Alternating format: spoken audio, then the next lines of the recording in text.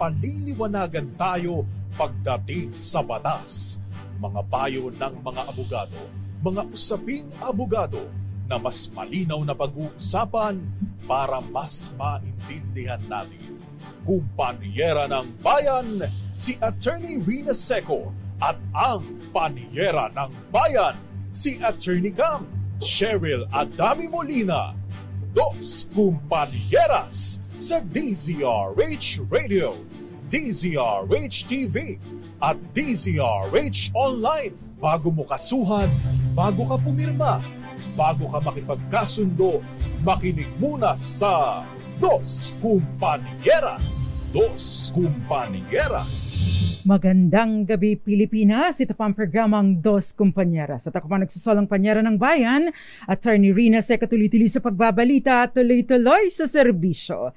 Sama-sama tayo, Pilipino. Dos Kumpanyeras.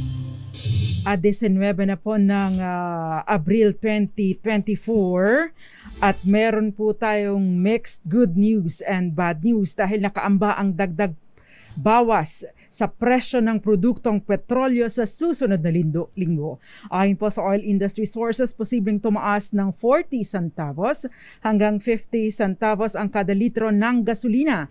Inaasahan naman po na may rollback sa presyo ng diesel na maglalaro sa 60 centavos hanggang 85 centavos kada litro, habang 60 centavos hanggang 80 centavos naman ang posibleng ibaba ng kada litro ng kerosene.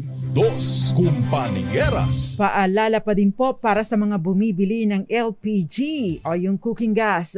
Ang mga senior citizens po ay maaring mag-avail ng 5% discount. Igiit po ninyo ang inyong karapatan.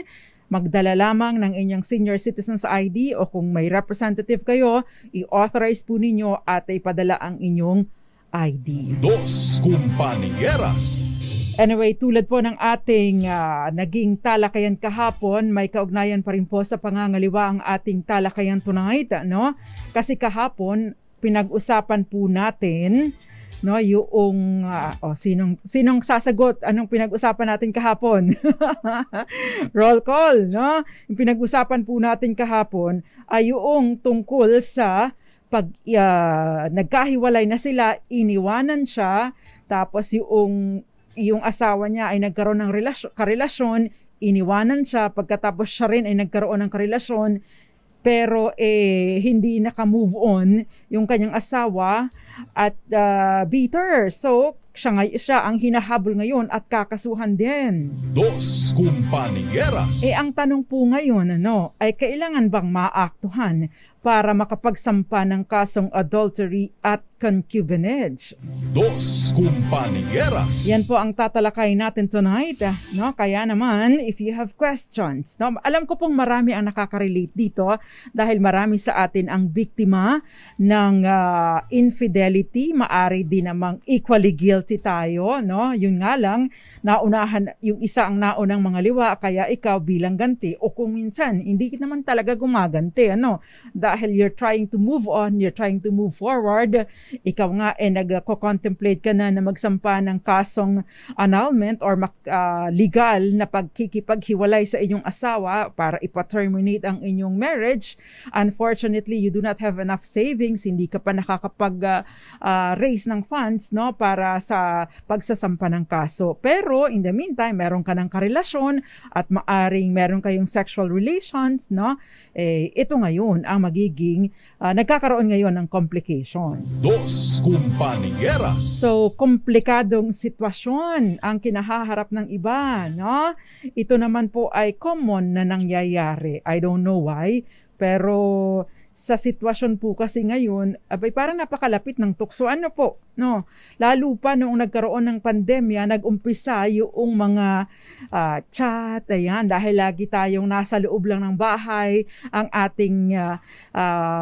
ating libangan ay social media at doon nagkaroon ng maraming kakilala o kaya doon nagkapag-communicate sa mga previous, yung mga classmates nung araw, mga dating office mates, ayan, nagkakaroon ng kumbaga nade-develop, no, ang paglalapit ng term nila ay damdamin. Dos Kumpanyeras. Ayan. So, yan po ang ating tinatalakay tonight. If you have questions, 0919-282-6485. No? O kaya naman po sa DZRH TV 4K live stream. Available din po tayo sa Facebook Live. DZRH Dos Compañeras. Gayon din sa DZRH News at DZRH News Television Facebook Live. Dos Compañeras. Ang sabi ng Gael Enriquez ay wag lalabanan ang tukso. Iwasan daw. So Gael, paano ka naman iiwas sa tukso? Yan. Magandang gabi po muna sa ating mga tagapakinig. Kenneth Arevalo at saka Gael Enriquez ang ating mga online PAs. Sabi ni Gael, Mars, lakasan na ang radyo at makinig lalo na sa may mga asawa pa dyan. Renato C., magandang gabi din sa iyo dyan sa Quezon City. Apolinario Castillo, Erlinda Gonzalez, Facebook ni Roy, gayon din si Josephine Garimbao sa Michigan. Si Jericho Ferrer, sabi niya, okay, kumusta na daw si Attorney Cam? Pero siya pa rin yung host na mag-isa sa original Dos Compañeras. Ano pong ibig sabihin ninyo? Anyway, si Attorney Cam po ay co-host natin dito sa programa. Magandang gabi sa iyo, Maylene Labosta Zoleta Evit, Sarmiento Escueta at Violeta Montecalvo Zambrano. Okay, yung mga naghahanap po kay Attorney Cam, hayaan niyo po, alam kong namimiss po ninyo si Attorney Cam, pero babalik na po siya ng May. In the meantime, kung hindi ko pa man matumbasan kung hindi ko man malagpasan ang galing ni Attorney Cam, sisikapin ko pong mapantayan or hahabulin ko po ang galing ni Attorney Cam dahil naghahanda naman po ako sa programa natin bago ako umupo dito. Magandang gabi din, Rico Manalo Eleanor, House of Wolves dyan sa Dubai. Kumusta ka, Miss Eleanor? Kumusta ba dyan sa inyo? Sana ay ligtas po kayo dyan. Well, I am assuming na ligtas kayo, nakakapanood ka pa rin sa atin. And stay safe, madam. Ngayon din si Violeta Montecalvo Zambrano at Daniel Katubay Laguno. Marami pa rin pong nanunood sa atin. JMT, sabi niya ganon. Maraming salamat po sa inyong papuri. Frodo the Chihuahua, Raymond Mendoza, Pancho Sabordo Jr. at syempre Gael Enriquez. Dos Compañeras.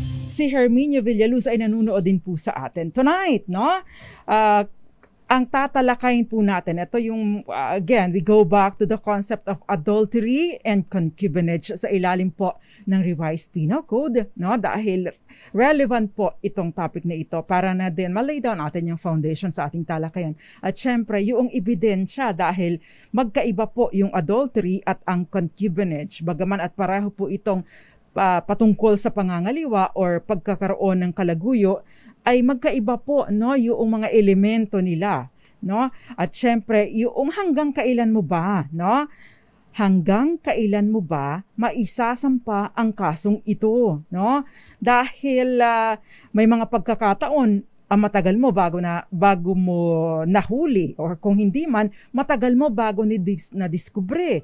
May pagkakataon naman na hiwalay na saka mo palang nadiskubre. So paano ito? Pwede mo pa bang maisampa ang ganitong kaso? Dos Compañeras. Ano naman ang maaring mangyari kung halimbawa, ikaw iniwanan ka ng asawa mo, hindi, not necessarily ipinagpalit ka sa iba, pero iniwanan ka, inabandon na ka. Pagkatapos, you try to move forward, mayroon ka nakilalang bago, mahusay naman, mabait, at nagkaroon kayo ng relasyon. Ano ang mangyayari nito? Yung bang abandonment o pag-iwan sa'yo ng asawa mo, ay may epekto ba ito? Doon sa kasong maisasampa niya laban sa iyo. Dos Compañeras. At kung sakasakali naman po na halimbawa na kayo ay nag-attempt na magkasundo, nalaman na ninyo na siya ay nangaliwa, pero after that pinatawad ninyo, or kahit pa hindi ninyo pinatawad, pero siguro minsan dahil sa tindi ng galit, pagdating sa kwarto, mag-aaway, mauuwi sa pagtatalik. Ano ang implikasyon nito or ano ang maaring maging epekto nito sa kaso na maari sana ninyong isampa sa kasong adultery o concubinage. Dos Compañeras. May pagkakataon naman, dumudulog sa barangay, nagkakabaranggayan. Pagkatapos, syempre, si Kap o yung mga lupong tagapamayapa ay pinipilit or sinusubukan na pagkasunduin ang mag-asawa. May pagkakataon din, dudulog sa isang tao na merong moral influence, no? Sasabihin, o sige, kayong dalawa manamagitan, ikaw, sir, ma'am, ninong, ninang, pwede ba kayong mamagitan sa aming dalawang mag-asawa, no? Halimbawa, sige, magkakasundo na lang kami na wala na po kaming hindi na po kami magpapakialaman, o kaya naman magkakasundo po kami na hindi na kami magkakasuhan. At kung sakasakali, kailangan pa ba ng affidavit of desistance sa mga ganitong pagkakataon? Dos Compañeras. Yan po ang tatalakayin. Susubukin ko pong matapos itong topic na ito dahil by next week, iba na po ang ating tatalakayin dahil baka naman magsawa na kayo, although nakakasawa naman talaga ang ganitong sitwasyon. Mahirap, ano po, no? Lalo na kapag ka ikaw yung offended spouse o ikaw yung kinaliwa, ikaw yung pinendeho. Dos Compañeras. Ayan, mabigat po ano. So ang tanong, kailangan po bang caught in the act para makapagsampa ng kasong adultery at concubinage, no? Yun pong adultery again kapag ka ang may kasalanan o ang nagkasala, ang nangaliwa ay si Mrs., no? Unang-una, number one, no, na elemento nito syempre dapat si Mrs. May ibig sabihin kasal, no? Si Mrs. kay Mr. Nakipagtalik siya sa lalaking hindi naman niya asawa. Take note, nakipagtalik sa lalaking hindi niya asawa. Ang tanong, ay paano po kung halimbawa ay same-sex intercourse, no? Maari po bang mapanagot si Mrs. dahil nagkaroon siya ng karelasyon na lesbian? Dos Compañeras. Attorney, nakita ko po si Mr. pumunta po sa court. Pwede ko po wag siyang kasuhan. Yung pala ay hindi court na hindi tennis court, hindi anong tawag doon, hindi basketball court, hindi naman korte as in regional trial court, kundi Victoria Court. Di po ba? Dos Compañeras. Kapag kaganyan ba, pwede mong sampahan ng kaso kasi ano namang gagawin nila? Sabi nga, anong gagawin nila sa Victoria Court? Wala nang Victoria Court ngayon, tama? Tama ba ako, gwapo? Wala nang Victoria Court ngayon kasi naiba na. Pero kapag kaganyan ba, pwede na ba yun? No? Ano nga bang gagawin naman ng dalawang tao sa Victoria Court? Or sa kung anumang court yan, di ba? Alangan naman sila ay nagbibilang ng, alangan naman sila ay nagdadasal, nagkukwentuhan, kagaya ng binabanggit na nag-usap lang sila. Dos Compañeras. Ayan, yan po ang ating tinatalakay, bato-bato sa langit, ang tamaan. Wag na po kayong umilag sa poll. Magandang gabi sa inyo, mga nanonood sa atin, Marilu Di Guzman, si Modesta Pantaleon, Divina Cadiena, Ronald Tumbaga, Tito Phil Cruz, magandang gabi sa iyo, at maraming iba pa. Thank you very much. Si Ray Mendoza at si Benjamin Coderno, maraming salamat po. Dos Compañeras. Okay, so kanina binanggit na po natin si Mrs. ang may kasalanan, it is adultery, at importante na mapatunayan na nagkaroon ng pagtatalik dahil ang pangunahin pong elemento maliban pa sa pagkakaroon ng asawa, legally married si Mrs. ay dapat nagkipagtalik siya sa lalaking hindi naman niya asawa. Pero iba pong usapin sa concubinage, no? By the way, every sexual intercourse ay isang count po 'yun ng adultery, no? Kada act, no, kada siping ay isang count po 'yun. So kung 3 beses nakipagtalik si Mrs. kay sa hindi niya mister, 3 counts po ito of adultery, no? Ito naman pong kaso ng concubinage ay hindi po ganito. Ibinabahay o ipinangangalandakan na siya ang asawa, gayong hindi naman siya. Gayon, yung lalaki ang nag-asala. Dos Compañeras. At syempre, if you have questions again, 0919-282-6481. 0919-262-6485. Again, ulit, 0919-282-6485. At syempre, sa comment section po ng ating DZRH TV 4K live stream, tumataas ang viewers natin ngayon. Patunay lamang na marami po ang interesado sa ating tinatalakay tonight. Dos Compañeras. Okay, balikan po natin ang ating DZRH Malakas promo question. True or false? Pwedeng magsampa ng kasong adultery o concubinage ang isang may asawang, or pwedeng masampahan ng kasong concubinage ang isang may asawa na may kachat pang iba. Ipadala po bilang private message sa akin at pipili ako ng mananalo. Basta po nakalagay doon ang inyong sagot, ang inyong GCash number at ang inyong location. Phil Barbie sa Sipalay City, magandang gabi, at Benjamin Cuaderna, magandang gabi po sa inyo. At magbabalik pa po ang programang Dos Compañeras. Ilan po muna ang mga paalala, yun pong mga questions, sasagutin ko po sa ating pagbabalik. Dos Compañeras. Tumatagal ay lalong dumadami ang inyong mga questions. Patunay ba ito, no, na marami sa inyo ang either biktima o offender? No, sana naman ay hindi ganitong sitwasyon. Sana ay out of curiosity lang. Pero kung sakasakali po, sana po ay makatulong sa inyo ang ating talakayan. Magandang gabi po sa mga taga Sipalay City. At syempre, Kat, magandang gabi din sa iyo, Raul de Sacramento, at si Ma'am Violeta, sasagutin ko yan maya-maya ha. Felix Falcotelo, magandang gabi. Mga taga St. Rose, Santa Rosa City, Laguna, magandang gabi po sa inyo. Dos Compañeras. Okay, kanina binanggit na natin kung ano yung mga pangunahing elemento ng adultery at concubinage, at iba pong usapin naman, o again, magkaiba po silang usapin, bagaman at pareho sila ng pangangaliwa. Ang sa babae po single act of sexual intercourse consummates the crime. Ibig sabihin, isang beses lang magsiping, isang count na ng adultery. Si Mister, kung siya po ay mag-only sex sa kanyang kalaguyo na babae, hindi po ito nagmamatter.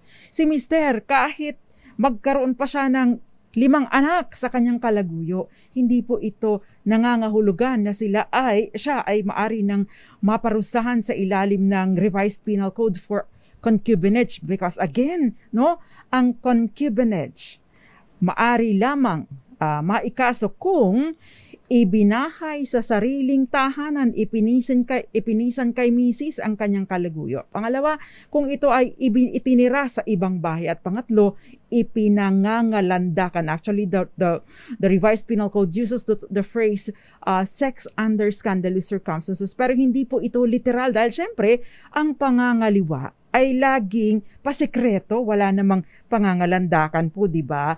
Pero kung may pagkakataon na attend ng parties, siyang pinakikilalang wife, sa kanyang mga kaopisina, pupunta sa conference, dinadala ang mistress at siyang ipinakikilala bilang wife, abay ito po ay maaring maging basihan, ng pagsasampa ng kasong concubinage. Dos Compañeras.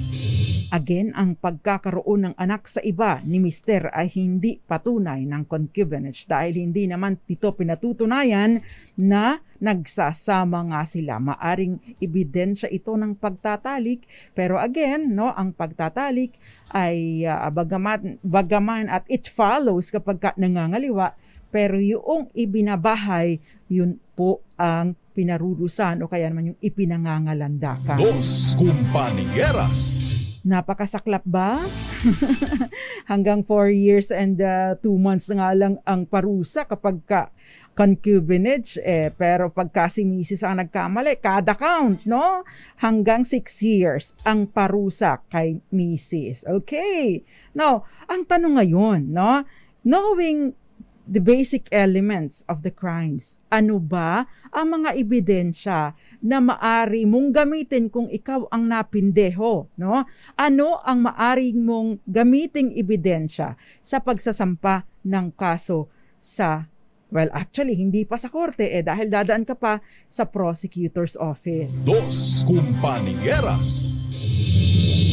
Yun bang text messages, no? Nag-I love youhan po sa text no? Pwede mo ba yung gamitin bilang ebidensya?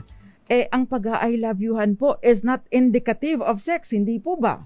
Ang pag-I love youhan ay hindi naman ibig sabihin ay nagsasama na sila. So will it count? Hindi po siya ebidensya.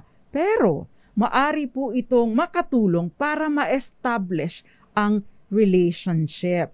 Dos Compañeras. Para ma-establish, no, na merong unang-una magkakilala at maaring may relasyon, but relationship itself is not an element of the crime, no? 'Di ba? Ang lungkot. Dos Compañeras. Pero kung halimbawa po ay nag-uusap doon, mahal, no? Nagustuhan mo ko yung ginawa mo sa akin kagabi. Sa susunod, ganito naman. O kaya naman ay, alam mo naman, di ba, yung mga conversation na indicative na nagkaroon ng sexual intercourse. Yung mga messages na yon, maari po ninyong i-gather ito at maggamit bilang mga circumstantial evidence. Dos Compañeras. Ang sabi po sa batas, itong circumstantial evidence, no, bagaman at hindi direktang patunay, no, kasi again, no, napakahirap naman videohan na yung dalawa nagtatalik, di po ba? Kapag kasi ay adultery ang kaso, napakahirap po na picturean na nagtatalik yung dalawa dahil again, siyempre pasekreto po itong ginagawa, no? Pero, no, sabi po ng Korte Suprema, iyon pong circumstantial evidence ay maaring maging sapat para sa conviction kung hindi lang ito iisa, maaaring maraming mga ganitong mga pag-uusap na makaka-establish ka na kung isang reasonable na tao ay makukumbinsi, ay, malamang, no? Nagkaroon nga yan ng pagtatalik. Dos Compañeras.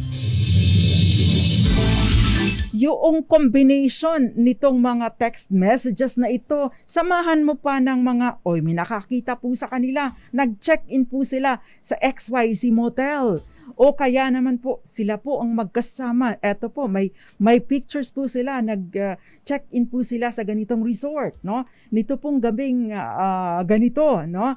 Pagkatapos po, minsan po nawawala, tumataka si Mrs. Bigla na lang nawawala sa gabi. Tapos babalik po, napakabango. Dos Compañeras. Pero nang sinundan ko po, doon po pala siya galing sa motel. O galing po siya sa bahay nung kanyang kalaguyo. So ito maari po ninyong itong ipunin bilang mga circumstantial evidence or pieces of circumstantial evidence. Dos Compañeras. Yun pong singular form, yung evidence. Ang plural form ay hindi evidences, kundi pieces of evidence. Ayan, dagdag kaalaman. Dos Compañeras. Pero yun po ay sa kasong adultery. Sa concubinage, ano naman ang kailangan ng ebidensya? Aba, syempre, kapag ka po doon na ipinisan sa bahay nyo, madali yung patunayan. Pero kung halimbawa naman po tumitira sa ibang bahay, halimbawa nagrirenta, kailangan yung patunayan na doon umuuwi madalas si mister.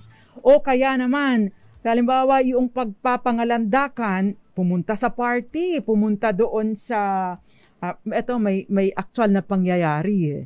Pumunta po sa isang conference, pagkatapos ang pakilala ay na-capture ng isang newspaper and wife. And wife of officer so-and-so. So yun, maaari po ninyong magamit yun. Kaya hindi ipinangangalandakan. Dos Compañeras. Yun. Again, pagsasama, kailangan yung patunayan. Pagsasama bilang mag-asawa gayong legally married sa iba. Dos Compañeras. Ang tanong ngayon, ay attorney, paano yan? Ang tagal na pala nitong nangyayari. Hindi ko agad nalaman. Sinasabi po ng batas, na ay yung mga correctional penalties, no? Yun po mga may parusang next po kasi doon sa mga heinous crimes, yung mga sumusunod na. May categorized po kasi ang mga krimen. Ngayon, ang sinasabi po sa batas, kapag ka nasa prison correctional, no? Ito po ay maaring maisampa hanggang sa 10 taon. Anong ibig sabihin nito? You have 10 years para maisampa ang kaso, whether or not existing pa yung kanilang extramarital relations or sexual relationship, hindi po nagmamatter. Basta't maisampa mo ang kaso within 10 years from the commission of the crime, or kung halimbawa late mo na nalaman, from the discovery of the crime. Dos Compañeras. Ibig pong sabihin, kahit pa yan ay 12 anyos na or 12 years na pala na nakalipas, pero na-discover mo lamang lately, kailangan maaari pa rin po ninyong maisampa yung kaso. The difficulty is, paano mo ito mapatutunayan? Anong ebidensya meron ka? Dos Compañeras. Siyempre, mahirap pong makakuha ng mga dokumento. Bakit? Umiiral po kasi yung Data Privacy Act, hindi po ba? Kasi napakahirap pag-request ng mga dokumento. Yun nga lang, halimbawa ay yung mga in-laws mo, hindi mo basta-basta makuhanan ng ng birth or marriage certificate. Napakarami po ng mga requirements. Dos Compañeras. So yun. Pero yung mga misis daw, 'di ba? Malakas daw ang antena, malakas daw ang instinct. Bakit? Madaling makaamoy. Totoo ba ito? Ma'am Grace Recta, madali bang makaamoy ng nangangaliwa ang mga babae? Dos Compañeras. Okay, magandang gabi po muna sa lahat ng mga nanonood sa atin. Maricor Angeles, Raul Destacamento, Ma'am Irene Almodovar, Moonbeats, Eduardo Narvaez, Eds Maglakas, si I love you as a friend. Hachi Gallardo, sabi niya, learning a lot sa topic niya tonight. Thank you very much, Kat.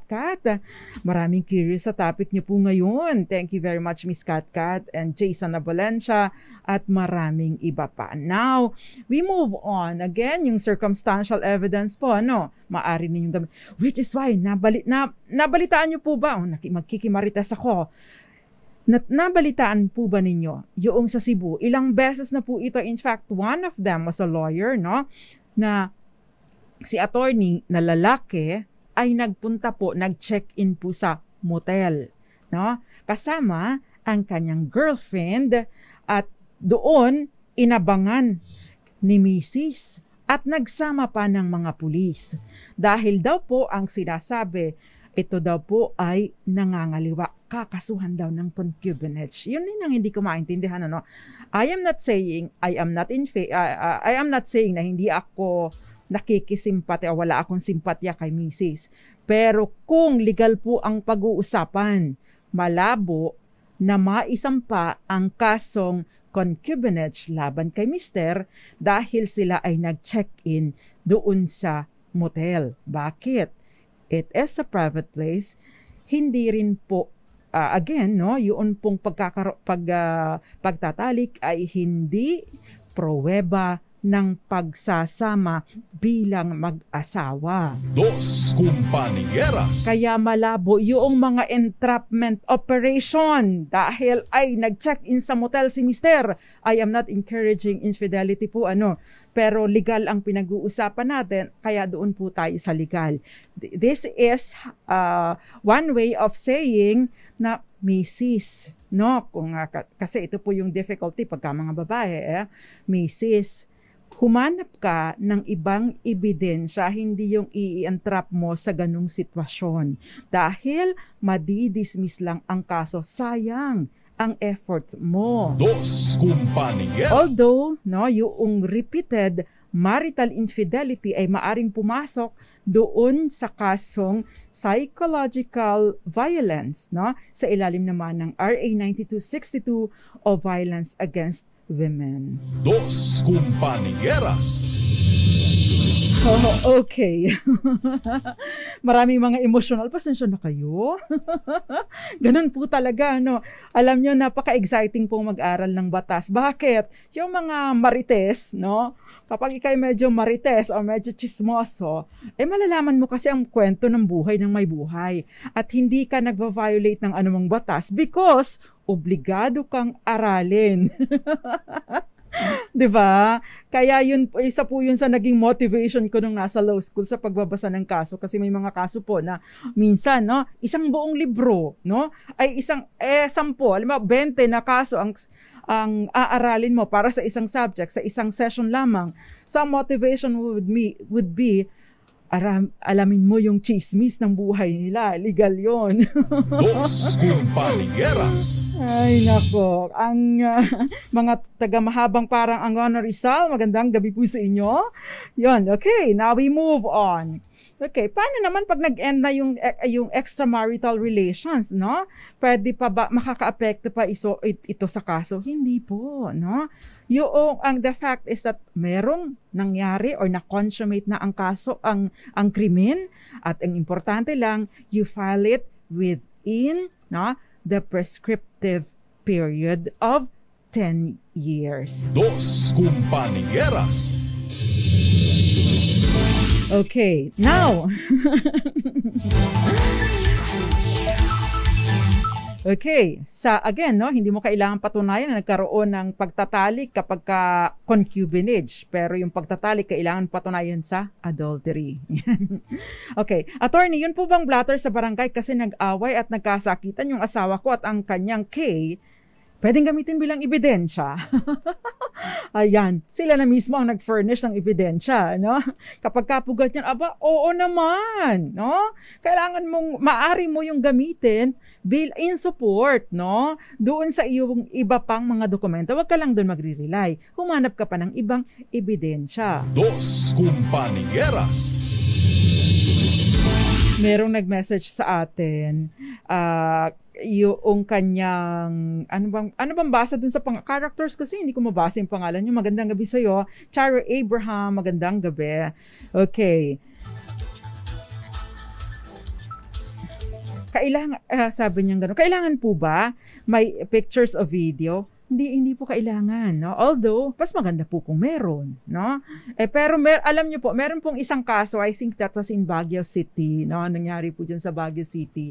Medyo may katagalan na po ito nung mangyari. Doctor yung lalaki, ang babae po yung nangaliwa.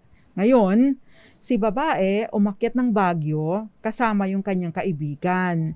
Tapos nagstay sila sa isang isang hotel or transient house, no? Pagkatapos nung gabi, no, dumating yung lalaki, yung kalaguyo ni Mrs. Si kalaguyo ni Mrs., no, nung pagdating ng kalaguyo ni Mrs., pumasok sa master's bedroom yung lalaki. Pagkatapos yung friend ay pinalabas. Pagkatapos, after an hour or two, lumabas na po yung lalaki, pagkatapos pinapasok na yung babae. Iyon, no, wala pong aktual, no, na pagkakita na nagkaroon ng pagtatalik, pero yun po ay naging batayan, no, para sa conviction ng kasong adultery. Dos compañeras.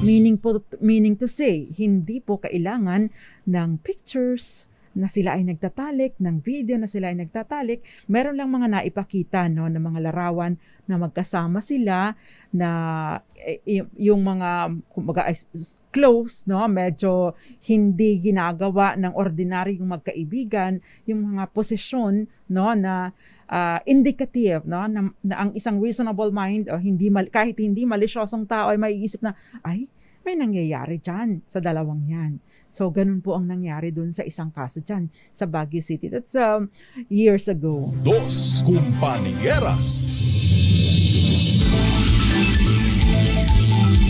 Maari po kayong gumamit ng mga testigo. Basta totoong nakakaalam, testigo, mga messages, patunay na natutulog sa bahay, nag-check-in sa motel, ano pa ba? O nagkikita sa oras ng gabi, nagkikita sa mga hindi normal na pinupuntahan ng mga magkaibigan. So, yan po ay maari ninyong maggamit. Yan. Ito na naman si Gael. Baguio as a friend. Ay, totoo, natatandaan ko si Paulo. Sino nga bang Paulo yon? Yung as a friend? Dos Compañeras. Paulo Contis. Ayan, thank you very much. Sumasaklo lang aking technician dito eh. Anyway. Dos Compañeras. Question, paano po kung sa ibang bansa nangangaliwa ang asawa ko? Ang tanong, babae ka ba o lalaki? Bakit? No?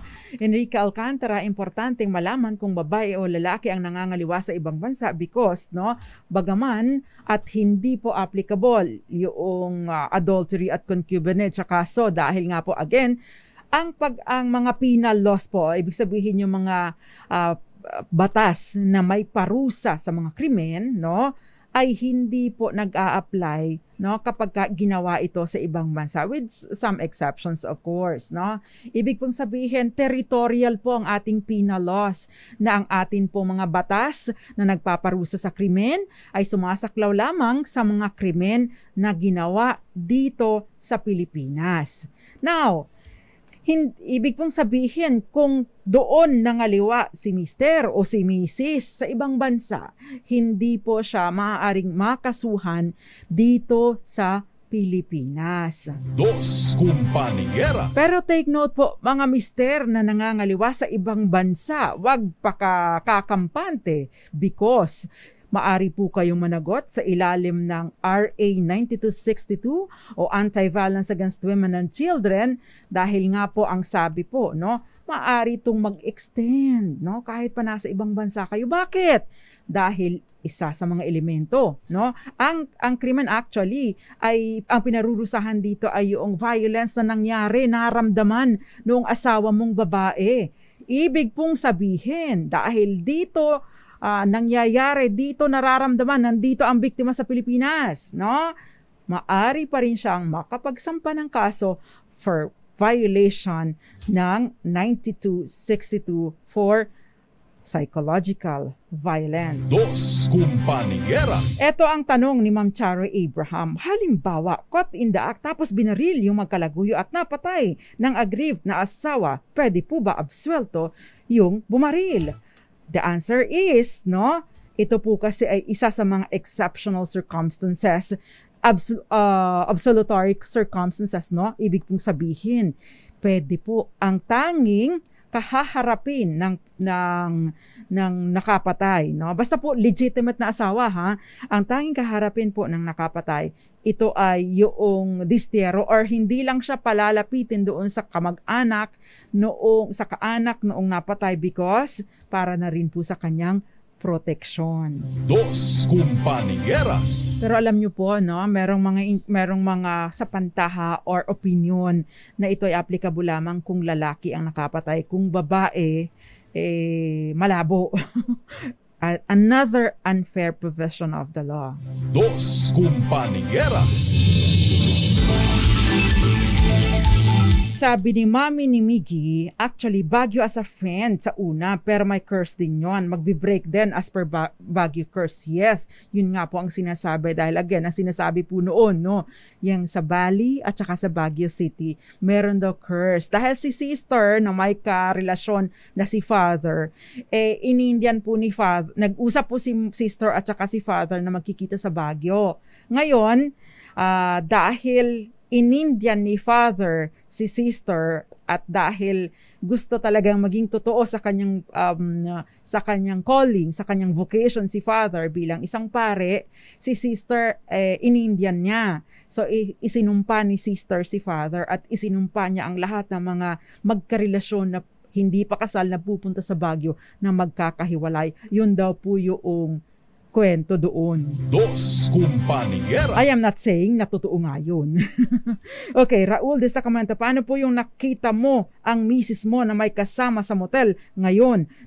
Naroon din ka rin, may kasama kang iba pero hindi kanya nakita. Maari ba siyang kasuhan ng adultery? Kahapon po, Raul de Sacramento, no? Hindi po ibig sabihin, hindi po applicable yung in pari delicto or equally guilty sa kaso, and therefore pwede po ninyo siyang kasuhan. Ngayon, kung ikaw naman ang mahuhuli ni Mrs., no, na nakikipagrelasyon ka sa iba at nagli-live-in kayo o ipinangangalandakan mo ang inyong relationship, you can be held liable then. Pwede rin po kayo makasuhan ng concubinage. Nasaan na yun pong Mr. and Mrs. magkasama po sa trabaho. Pero yung boy, may K, isang company sila. Magkaiba lang ng departamento. Pwede po bang tanggalin sa work yung K? Anong parusa ang meron? Okay. Actually, sa mga ganitong relationship, hindi yung isa lang ang dapat na maparusahan. Dos Compañeras. Kung ito po halimbawa po ay mga Christian or Catholic or religious institutions at lalo pa meron silang policy to that effect na bawal yung mga extramarital relations, maaari pong maipatanggal both. No? Ngayon, kung titingnan po ninyo yung policy, no, na ano ba ang policy ng company, kasi nagmamatter po yung company policy sa mga ganitong sitwasyon, titingnan po ninyo yun, ano ba ang sinasabi ng kanilang company policy? Pinagbabawal ba ito?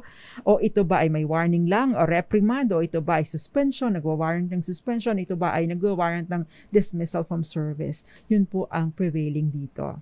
Dos Compañeras. Okay. May question dito, paano naman kung si Mrs. sumama kay Mare, tapos si Mr. sumama kay Pare? Pwede po ba silang sampahan ng kaso? Yan po at iba pa ang ating tatalakayin sa ating pagbabalik. Ilan po muna mga paalala at syempre, again, true or false? Walang sasagot ng trolls, ha? Jason Abolencia, niloloko mo ako. True or false? Pwede magsampa ng kasong adultery o concubinage ang isang may asawang may kachat na iba. Masampahan ng kasong adultery or concubinage ang isang asawang may kachat na iba. Ipadala po bilang private message sa akin at dyan po ako pipili ng isang mananalo. Again, your answer, your name, your Gcash number, and of course, kung taga saan po kayo or nasaan po kayo. Dos Compañeras. Ilan po muna mga paalala, dyan lamang po kayo. Dos Compañeras. Attorney Rina Seco po dito po sa Dos Compañeras. Okay, ano po ang update sa kaso ni Attorney Ayala? Si Attorney Ayala po was, dismissed and disbarred. I don't know what happened. Hindi ko po alam kung siya ay reinstated bilang abogado kasi may mga pagkakataon po na nare-reinstate, no? Kung sakasakali pong magkaroon ng, kumbaga ay makitang pagbabago. But I understand, marites din no? I understand na sila po ang nagkatuluyan eventually ng yung kanyang karelasyon.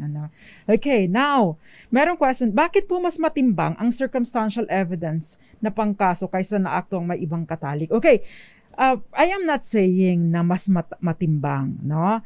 Yun pong katalik, naaktuhan na nagtatalik, ay ebidensya po yan sa kasong adultery because isa sa pinakamahalagang elemento ng adultery ay ang pagtatalik. Ngayon, circumstantial lang siya or in support lang siya para sa kaso ng concubinage because again, di po ba, hindi po elemento ng concubinage ang pagkikipagtalik. Ang elemento po ay, well, other than yung may asawang iba, no, legal, ay ito ay nakikipagsama or nakikipisan or nagli-live-in, ibinabahay yung kanyang girlfriend. So, yun po yun. Ngayon, circumstantial siya, no, kapag concubinage because kailangan mo pang mapatunayan na nagsasama nga sila, no?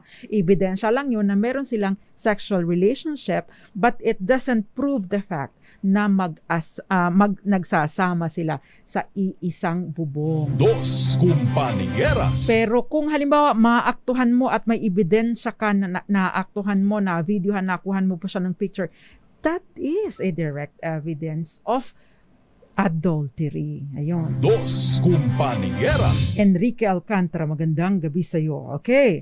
May question kanina, yung pong question na nasa na ba gayon, si Missy sumama kay kay kumare at si Mr. sumama kay kumpare, no?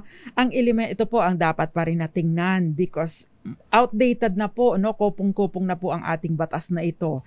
So kapag ka po concubinage ang pinag-usapan, babae ang kapareho ni Mr.